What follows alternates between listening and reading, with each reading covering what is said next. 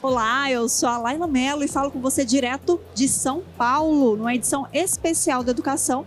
Nós estamos aqui num programa para te apresentar os principais temas em discussão no Brasil hoje, durante a maior feira de inovação e tecnologia educacional da América Latina, a Bet Educar. É uma edição especial e estamos no stand da Ademar Educa para falar com você. Então fique ligado que a gente vai trazer um tema muito especial no programa de hoje.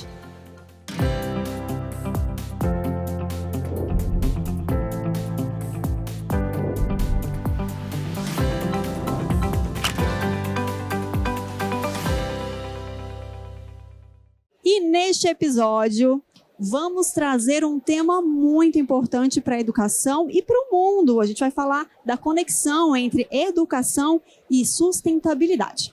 E hoje eu tenho um companheiro de bancada da nossa roda de conversa aqui, meu amigo, jornalista e coordenador de criação e arte da Ademar Educa, Marcos Gouveia. Muito obrigada, Marcos. Obrigado, Laila, pelo carinho. É uma satisfação enorme a gente poder discutir sobre esse tema da sustentabilidade, pensando nesse contexto mundial, mas afunilando também até o dia a dia, na sala de aula, na nossa casa, como é que a gente pode conversar sobre isso. E a gente está recebendo também, para compor a nossa mesa, o nosso bate-papo, a especialista em aprendizagem, Heloísa Monteiro. Heloísa, bem-vinda. Muito obrigado pela participação. Obrigada. Para mim é um prazer estar aqui. Agradeço demais o convite. E espero poder contribuir para esse bate-papo de forma que seja proveitoso para todos. Obrigada. E para completar nossa roda de conversa, a gente recebe também um jornalista, nosso colega de profissão, especialista também em gestão para sustentabilidade e CEO da Bion, o Danilo Maeda. Bem-vindo, Danilo. Obrigado pelo convite. Prazer estar aqui com vocês. Obrigado, Ademar, pela oportunidade de a gente trocar um pouquinho de ideia.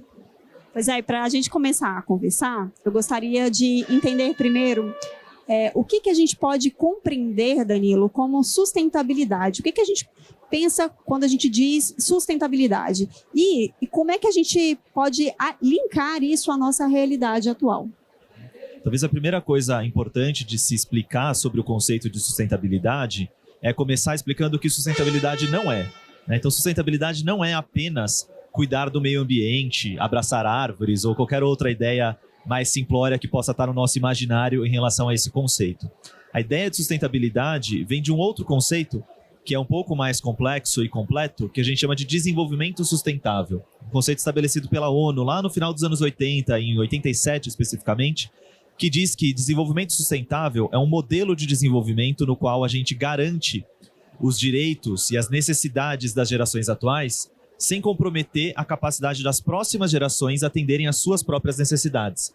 Então daí vem essa ideia que tem mais a ver com longo prazo e com gestão de recursos e com atendimento a necessidades humanas do que necessariamente com preservação de recursos ambientais. É claro que para eu atender essas necessidades hoje e no futuro, cuidar e preservar os recursos naturais é essencial.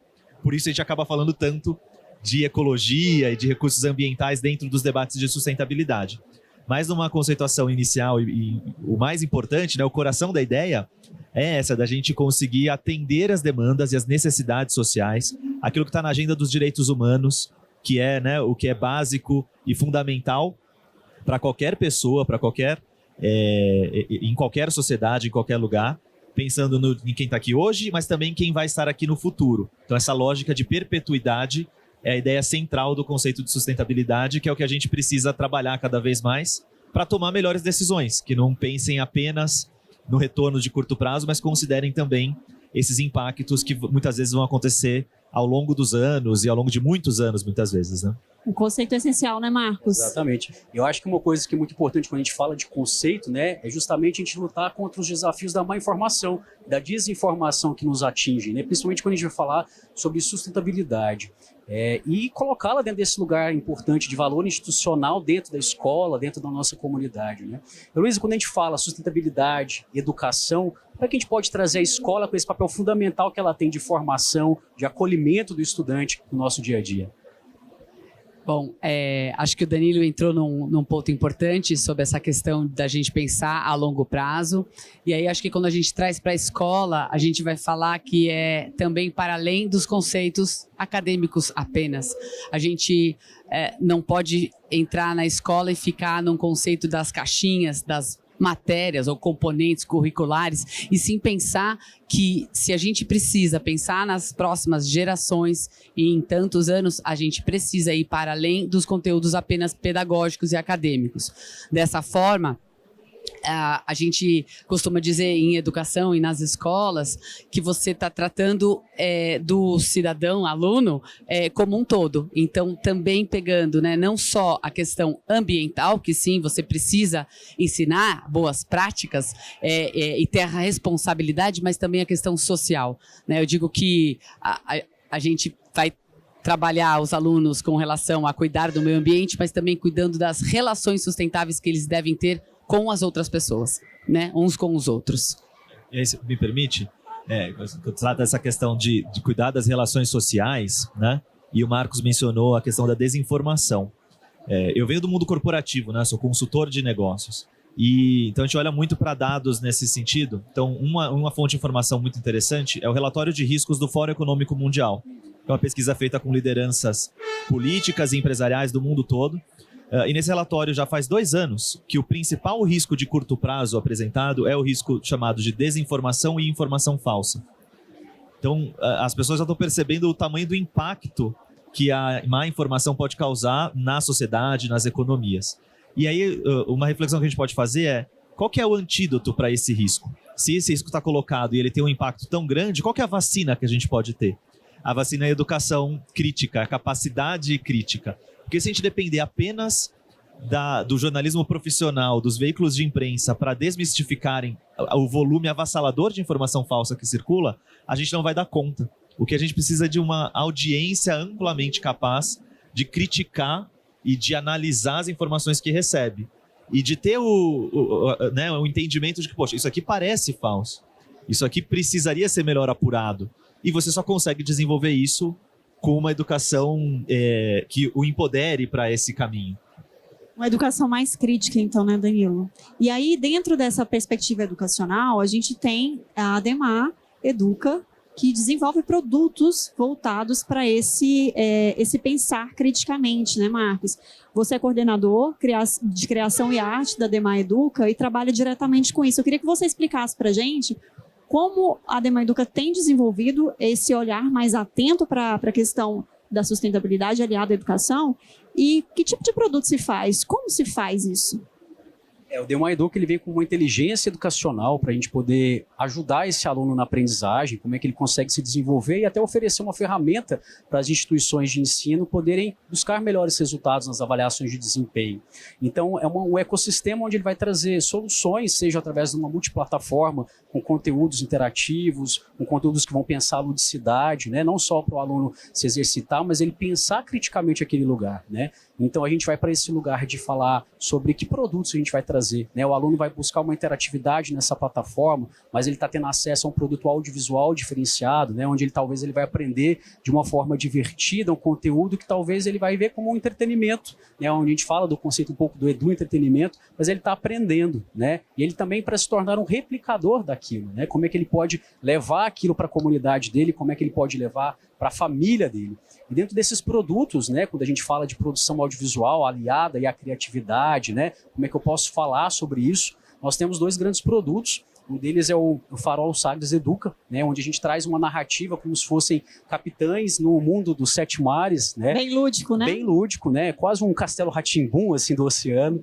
E o objetivo é a gente poder ensinar matérias, né, disciplinas como a matemática, o português, dentro de um contexto ficcional. Então o aluno está envolvido na narrativa, né, onde tem uma criança, um adolescente, onde ele se identifica com aquele personagem, e ele vai aprender sobre matemática, uma narrativa do dia a dia, como é que ele vai buscar soluções para vivenciar o mundo dos 7 mares, né? E um outro produto, né, que a gente trabalha muito é o Só Vem, que ele já é voltado para falar sobre projeto de vida, juntamente aí com os alunos de ensino médio. Então, de que forma que esse aluno, né, ou essa aluna está se preparando para o mundo, né? Como é que ela está desenvolvendo aí as ferramentas para ela pensar o que eu quero fazer amanhã, né? E como é que eu começo isso hoje? Como é que eu começo isso pequenininho na minha escola, na minha casa, né? Então, a narrativa ela vai para um professor, né, onde ele estimula, ele é um professor de projeto de vida, e ele estimula os alunos a criar um canal, né, de vídeo para eles poderem trazer o conteúdo da matéria para falar sobre ODS e esse contexto para poder levar para os alunos, para os colegas da sala de aula. E aí o spoiler, o professor é o Marcos. Eu faço o professor Fábio, então ele vai levando esses alunos para conhecer, né? Então acho que é quebrar esse lugar também do professor, né, Heloísa, de trazer esse professor mais forte e pensar que ferramentas eu tenho à minha disposição para poder encantar, para poder acolher e incentivar essa criança no meu dia a dia. E aí eu queria, já puxando esse gancho, Marcos, da questão da escola, e o Danilo também falou isso, a questão de perpassar esse ambiente escolar e que o estudante aprende em sala de aula em questão de sustentabilidade, desse aliar da educação e a sustentabilidade, chega em casa. Na verdade, ele se torna também um propagador disso, né? Como é que a gente pode pensar nesse papel, nessa função da escola como propagadora? Para que não fique esse conteúdo unicamente naquela geração estabelecida ali, mas também chegue em casa para gerações mais velhas. Ótimo. Acho que a gente pode falar da educação como um todo, nesse sentido. Quando você faz projetos que são significativos para os alunos na escola, eles não vão ficar só e apenas dentro da sala de aula, porque a criança, quando aprende de forma contextualizada e que aquilo de fato significa algo e que para ela faz um sentido, que você coloca ela como protagonista, você coloca ela com um pensamento crítico, a refletir sobre, né, o que ela está aprendendo, ela leva para casa. E não tem como ela não incluir em primeira instância, os pais, a família, né, esse primeiro pedaço, mas também a comunidade, né? Então, quando você faz um projeto de sucesso na escola, você tem relatos de crianças que às vezes levam para o condomínio onde moram, projetos que a escola está fazendo. Estou falando de crianças pequenas, mas adolescentes que passam a participar de campanhas em outras esferas. Então, leva para o clube algo que esteja aprendendo na escola, leva para a família algo que esteja aprendendo na escola, e dessa forma você vai pensando que você está transpassando de fato os muros da escola e levando adiante o que eles aprenderam. E a gente pensa nisso em várias etapas da vida, né? Desde os pequenininhos que vão replicando. E quando chega na empresa, Danilo, como é que a gente faz isso? Você tem especialidade nisso, né? Nesse tipo de ação, nessa comunicação com adultos. Como que a gente faz isso quando as pessoas estão mais velhas e principalmente no ambiente empresarial? Falar sobre como a gente comunica esses temas, né, no mundo corporativo. Eu só queria antes comentar um pouquinho sobre o ambiente da educação e até como pai, né? Tem um filho de quantos anos? Eu tenho uma de 9 e um de 5.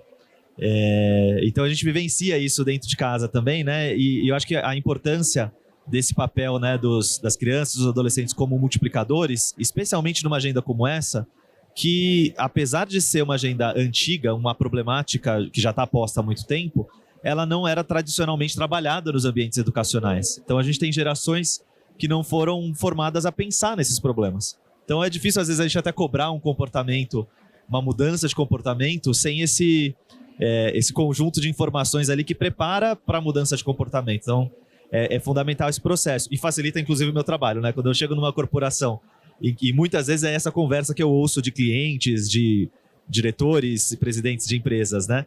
A gente está conversando ali sobre boas práticas de sustentabilidade no mundo corporativo, muitas vezes o retorno é sobre, poxa, realmente as novas gerações estão vindo mais conscientes, estão vindo mais críticas em relação a isso, estão se preocupando mais. Porque está lá na escola, na base, já está sendo desenvolvido. Eles expressam isso quase como se fosse uma coisa assim, não sei o que aconteceu com essa nova geração, que eles estão mais conscientes, mas provavelmente... Para eles faz parte da vida. Mas provavelmente também porque tem um trabalho dos educadores e educadoras ali que estão colocando essas pautas para serem trabalhadas. E no mundo corporativo o que a gente vai fazer é uma conexão muito direta entre o impacto produzido pela organização e a sua capacidade de criar valor, né? Então, essa agenda se torna muito importante no ambiente empresarial porque a gente já tem assim, evidência suficiente para identificar uma relação direta mesmo entre boas práticas socioambientais e lucratividade de longo prazo. Por isso que essa agenda se tornou importante nos últimos anos, não é porque os banqueiros são filantropos e querem um mundo melhor. Todo mundo no mundo capitalista quer aumentar o seu retorno financeiro. E percebeu-se que no longo prazo o retorno financeiro melhora conforme você consegue estabelecer melhores práticas socioambientais. Porque as empresas ficam com uma taxa de risco reduzida ao adotar essas boas práticas, né? Impactam menos, portanto, tem menos risco de sofrer algum impacto na sua própria operação. Então não é uma benesse só porque são anjinhos. Normalmente não, né? No mundo pragmático e capitalista, as decisões são orientadas por um fim maior, que é a geração de retornos. Se for esse o racional e ainda assim a gente estiver produzindo um modelo de produção, modelos econômicos que produzem impactos mais positivos, eu estou tranquilo com isso. Não preciso acreditar que está todo mundo fazendo porque tem um bom coração. O impacto final é o importante. É o mais importante, né? E é mais urgente do que nunca, porque alguns desses problemas ligados à agenda da sustentabilidade estão se empilhando, né? Então, se a gente olha para mudanças climáticas, talvez seja o mais discutido hoje em dia, o nível de impacto produzido nos leva para um presente, para um futuro de catástrofes climáticas crescentes. Então, é urgente a gente reverter a tendência das emissões de gases de efeito estufa no mundo todo. Para isso, a gente precisa de empresas engajadas, de uma sociedade também engajada, cobrando políticas públicas, cobrando das próprias organizações, né, das empresas que têm os seus planos de mitigação climática, para que a gente consiga produzir o efeito desejado.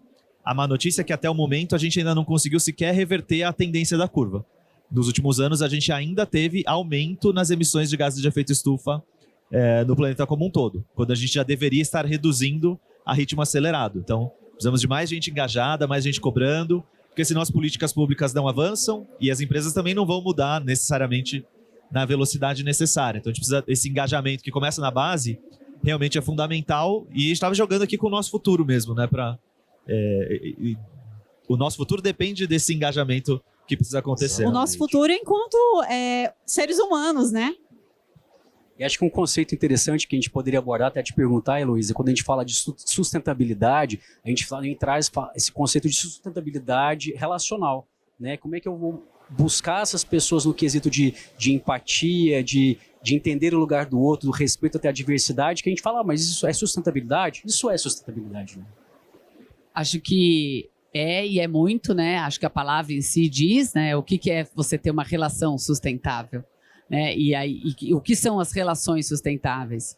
E acho que a escola, aí nesse sentido, né? Desde a base, desde o início, vai olhar para isso de uma forma muito de se colocar no lugar do outro. A gente ensina as crianças desde muito pequenas a serem empáticas com os colegas, a se colocarem no lugar dos colegas para determinadas atitudes. Então, quem não lembra, né, de uma fala de uma professora muito comum, você gostaria que o amigo tivesse feito isso com você? Né? Então, acho que dentro disso a gente, você começa, pode parecer muito pouco, mas não é, porque se colocar no lugar do outro, muitas vezes para muitos adultos é muito difícil. E se a gente, de novo, aprende desde muito pequeno e entende que as relações serão melhores se as pessoas agirem com esse respeito, né, uns com os outros, as relações vão se tornar mais sustentáveis.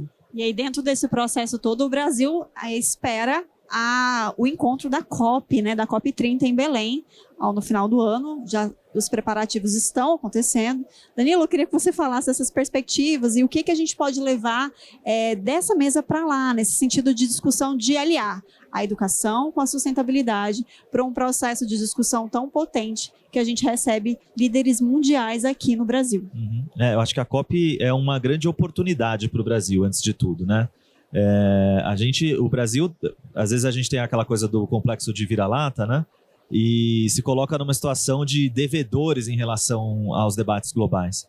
Mas no tema do clima, o Brasil tem uma legitimidade, um papel histórico inegável, assim, de liderança na discussão de preservação ambiental como um todo, não apenas mudanças climáticas, né? E a COP30 aqui é uma grande oportunidade da gente reafirmar ainda mais essa posição de protagonismo e de colocar para o mundo algumas pautas que são nas quais o Brasil pode ser o porta-voz de um conjunto de outros países em situações parecidas. Como? Tipicamente os países emergentes, em especial, né, que tem uma demanda ali. O Acordo de Paris tem eu sou muito dos conceitos e dos princípios, né? Ele tem lá o conceito das responsabilidades comuns, porém diferenciadas. E o que é isso? É a ideia de que neste problema das mudanças climáticas, todas as economias, todos os países ajudaram a construir a situação que a gente tem, que é de emergência. Mas nem todo mundo contribuiu da mesma maneira. Alguns países emitiram, historicamente, muito mais gases de efeito estufa do que outros. E alguns países hoje têm mais capacidade de investir e lidar com o problema que foi instalado do que outros. Os países ricos têm mais capacidade de acelerar a sua transição energética. Então todo mundo tem uma responsabilidade comum, mas não é a mesma, ela é diferenciada. No sentido de que quem é mais rico, tem mais condições, ou quem poluiu mais historicamente, deveria pagar a maior parte do custo dessa transição. E isso leva para uma medida que está prevista lá de financiamento climático, né, de equidade, de justiça, que por acaso, não por acaso, né, é uma das etapas ali das cláusulas do Acordo de Paris que nunca foi regulamentada devidamente.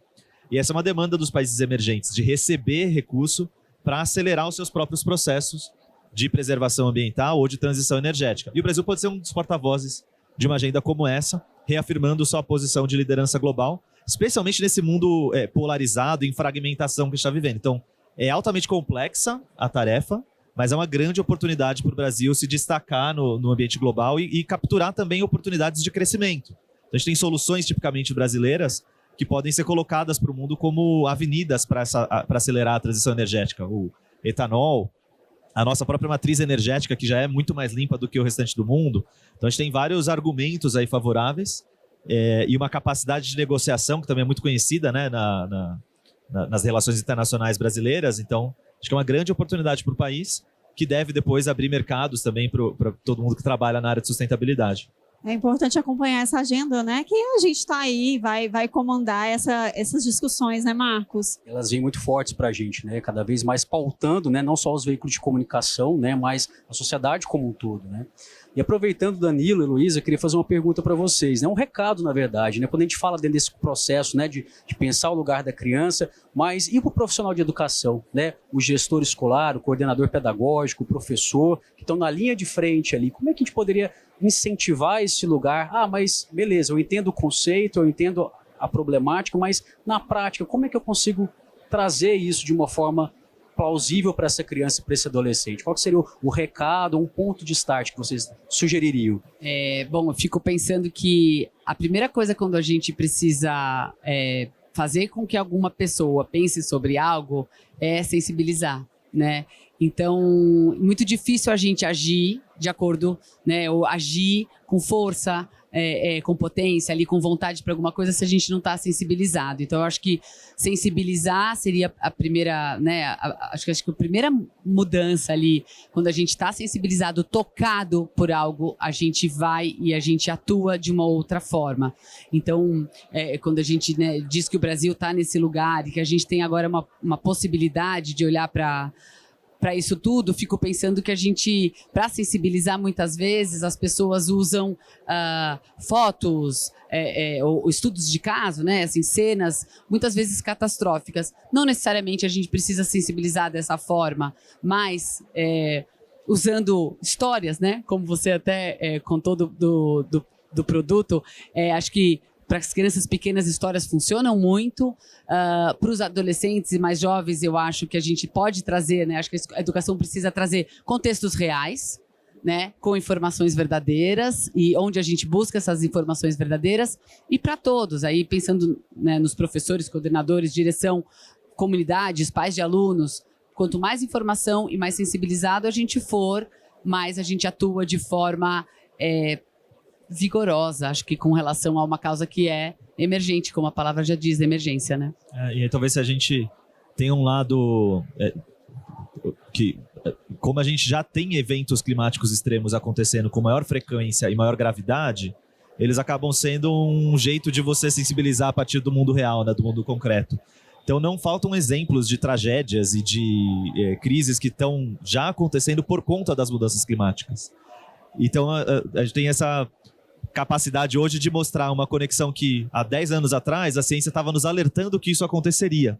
E agora a gente já consegue mostrar conexões diretas entre isso, né? Então, pega o exemplo do Rio Grande do Sul e como é um cenário que estava descrito em 2013 num estudo encomendado pelo governo federal sobre possíveis impactos de eventos climáticos extremos em diferentes territórios do Brasil. Um dos cenários descritos era o cenário de inundações na região metropolitana de Porto Alegre, por conta das características geográficas ali do Guaíba